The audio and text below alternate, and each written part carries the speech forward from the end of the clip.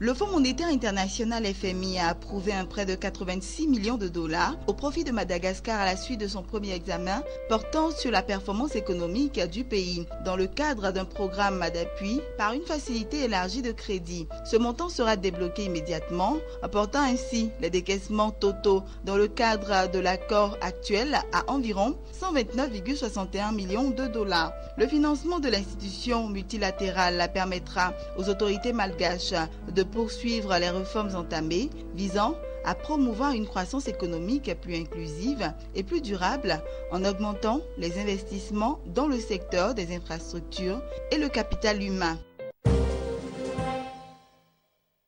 La Tunisie a annoncé hier qu'elle suspendait ses subventions au carburant. Cette décision a entraîné une hausse de 6,7% du prix du pétrole. Cette manœuvre vise à permettre au pays de réduire son déficit budgétaire. Elle permet aussi de se conformer aux directives du Fonds monétaire international FMI qui attend de lui une réduction de son déficit budgétaire.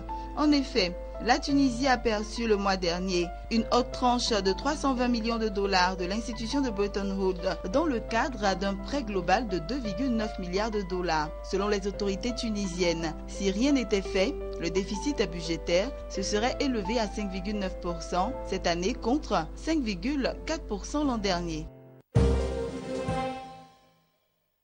L'Union des agriculteurs zimbabwéens, ZFU, veut attirer 200 millions de dollars de l'exportation des produits horticoles à l'horizon 2020. Dans ce cadre, explique le dirigeant, ZFU collabore avec les horticulteurs et les organise en association de producteurs agricoles afin d'améliorer la qualité de leurs prestations ainsi que leur accès au marché international et régional. Second poste agricole après le tabac en termes de recettes d'exportation, à son apogée en 1999 avec 143 millions de dollars, l'horticulture ne figure actuellement qu'au 4e rang de ce classement avec 83 millions de dollars, loin derrière le tabac, le coton et le sucre.